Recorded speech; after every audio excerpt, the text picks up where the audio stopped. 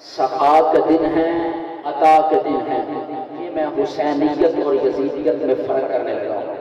سخا کے دن ہیں، عطا کے دن ہیں، ولا کے دن ہیں، وفا کے دن ہیں۔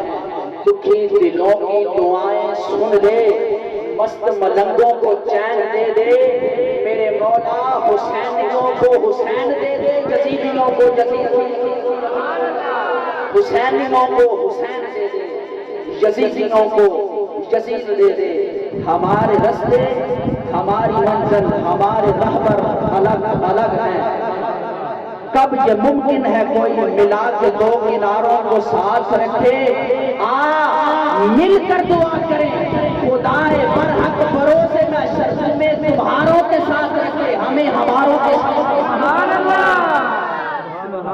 جو یزید کے پیروکار ہیں وہ اسی کی صف میں چلے جائیں گے، اور جو دل میں محمد اور آل محمد کا ادب و احترام رکھتے ہیں، ان کی محبت و مودت رکھتے ہیں، نہ وہ دنیا میں تنہا رہتے ہیں، نہ حسین انہیں آخرت کے میدان میں۔ اللہ تعالیٰ کے پاک کلام کے اندر اللہ تعالیٰ نے ارشاد فرمایا، بلا تاخیر بات کا آغاز کرتے ہیں۔ یہ میں نے اشعار پڑھے اپنی عادت کے مطابق تاکہ میں آپ کے ذوق کا امتحان لے سکوں اور مجھے پتہ چل سکے کہ میں کس انداز سے گفتگو کروں گا۔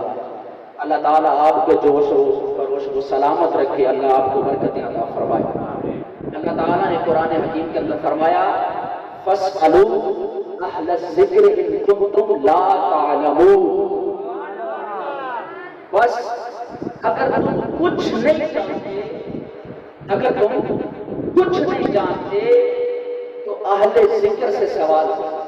کن سے سوال کرنا ہے؟ اہل ذکر سے سوال کرنا ہے۔ آپ عمر میں بھی مجھ سے بڑے ہیں، تجربہ کار ہیں، سوال ہمیشہ اہل علم سے ہوتا ہے یا اہل ذکر سے ہوتا ہے؟ اہل علم سے سوال کیا جاتا ہے۔ سلامت رہیں، بولتے رہیں ساتھ ساتھ۔ سوال کس سے ہوتا ہے؟ اہل علم سے۔ لیکن قرآن کہتا ہے فَاسْأَلُوا أَهْلَ الذِّكْرِ إِن كُنتُمْ لَا تَعْلَمُونَ۔ اگر تم نہیں جانتے تو اہل ذکر سے سوال کرو۔ اب قرآن کہتا ہے اہل ذکر سے سوال کرو، حالانکہ سوال ہوتا ہے اہل علم سے، لیکن سوال قرآن کہتا ہے اہل ذکر سے کرو۔ تو پہلے پتہ کرنا ہوگا ذکر کیا ہے، پھر پتہ چلے گا اہل ذکر کون ہے۔ گھر کا پتہ چلے گا تو پھر گھر والوں کا پتہ چلے گا نا۔ پہلے پتہ چلے گا نا گھر یہ ہے، پھر اس میں رہنے والوں کا پتہ چلتا ہے کہ اس گھر میں فلاں فلاں بندہ رہتا ہے۔ اللہ کہتا ہے فَاسْأَلُوا أَهْلَ الذِّكْرِ إِن كُنتُمْ لَا تَعْلَمُونَ، اہل ذکر سے سوال کرو۔ تو اب قرآن سے پوچھتے ہیں کہ ذکر کیا؟ جب ذکر کا پتہ چل جائے گا پھر ذکر والوں کا بھی پتہ چل جائے گا۔ قرآن سے پوچھا کہ یہ ذکر کیا ہے، تو قرآن کہتا ہے اِنَّا نَحْنُ نَزَّلْنَا الذِّكْرَ وَإِنَّا لَهُ لَحَافِظُونَ۔ قرآن ہمارا ذکر ہے، ہم نے اسے نازل کیا اور ہم ہی اس کی حفاظت فرمانے والے ہیں۔ تو پتہ چلا قرآن ہی ذکر ہے، پتہ چلا قرآن ہی ذکر ہے۔ اب جو قرآن والے ہوں گے وہ اہل ذکر ہوں گے، ذکر قرآن ہے، اور قرآن والے اہل ذکر ہوں گے۔ قرآن ذکر ہے، قرآن والے اہل ذکر ہیں، تو قرآن ذکر ہے، علی اہل ذکر ہے، قرآن ذکر ہے، حسن اہل ذکر ہے، قرآن ذکر ہے، سیدہ اہل ذکر ہے، قرآن ذکر ہے، حسین اہل ذکر ہے، اور ایک قرآن ذکر ہے، پنجتن پاک کا گھرانہ اہل ذکر ہے۔ سبحان اللہ، تکبیر، اللہ اکبر، یا رسول اللہ، اِنَّا نَحْنُ نَزَّلْنَا الذِّكْرَ وَإِنَّا لَهُ لَحَافِظُونَ۔ قرآن ذکر ہے، اور جو قرآن والے ہیں وہ ہیں اہل ذکر۔ کون ہے؟ اہل ذکر۔ تو اب پتہ چلا قرآن ذکر ہے، اب اہل ذکر وہی ہوں گے جو قرآن نیزے پر پڑھنا بھی جانتے ہیں، قرآن بچانا بھی جانتے ہیں۔ اہل ذکر وہ ہیں جو قرآن کی تلاوت نیزے پر کرنا بھی جانتے ہیں اور قرآن کو بچانا بھی جانتے ہیں۔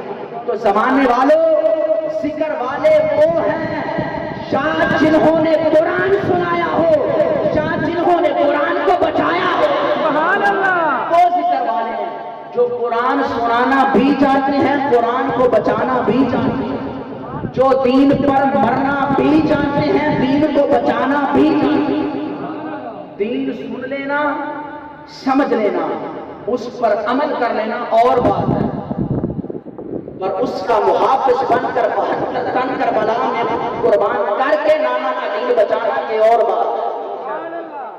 وہ جس طرح نانا بے مثال ہے نا، اس نانے کا وہ نواسا بھی بے مثال ہے۔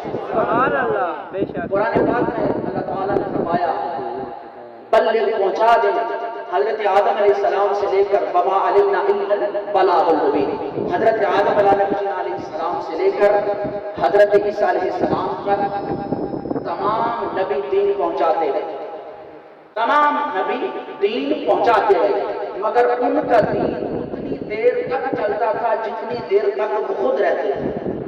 جب وہ خود رخصت ہو جاتے تھے تو ان کا دین بھی ختم ہو جاتا تھا، پھر دوسرے نبی آتے تھے، وہ دین کا پیغام پہنچاتے تھے، جب وہ رخصت ہو جاتے تھے تو ان کا دین بھی ختم ہو جاتا تھا۔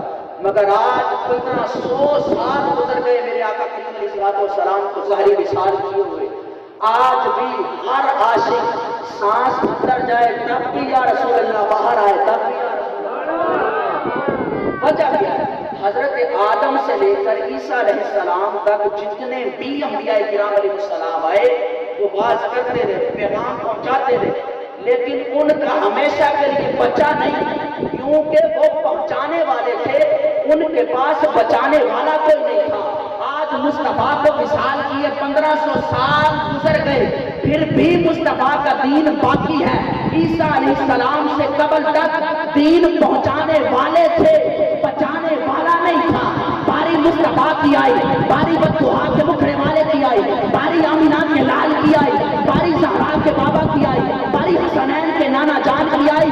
وما علینا الا البلاغ المبین کہہ کر پہنچا مصطفیٰ نے دیا ہے۔ سرزمین کربلا پر 72 جانیں قربان کر بچا حسین ابن علی نے دیا۔ وجہ یہ ہے کہ مصطفیٰ کریم علیہ السلام کا بچہ اس لیے کیونکہ ان کے پاس بچانے والا حسین۔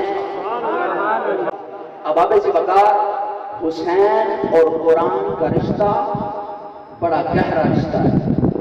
حسین کا اور قرآن کا تعلق بڑا پرانا تعلق ہے، اور حسین اور قرآن کا رشتہ یہ حسین کے بچپن سے چلا آ رہا ہے، بلکہ سیدہ طیبہ طاہرہ عابدہ زاہدہ حضرت پاک فاطمہ الزہرا سلام اللہ تعالی علیہا کی گود سے لے کر سرزمین کربلا تک، جام شہادت نوش کرنے تک قرآن اور حسین اکٹھے ہی رہے۔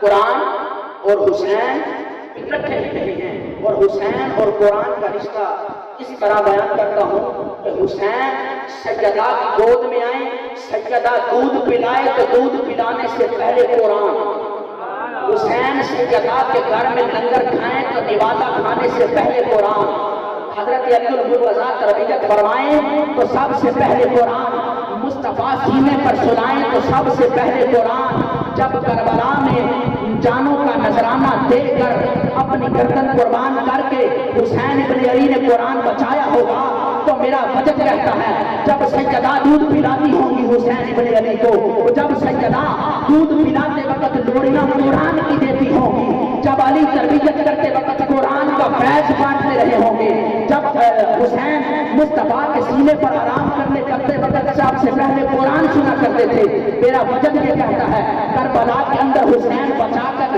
دین بچا کر، قرآن بچا کر یہ پیغام دے گیا، ماں سیدہ مجھے لوریاں دیتے وقت قرآن سنانا تیرا کام ہے، بابا علی میری تربیت میں قرآن سنانا تیرا کام ہے، بھائی حسن میری بیعت کے اندر مجھے قرآن سنانا تیرا کام ہے، نانا مصطفیٰ سینے پر سلا کر قرآن کی لوریاں دینا تیرا کام ہے۔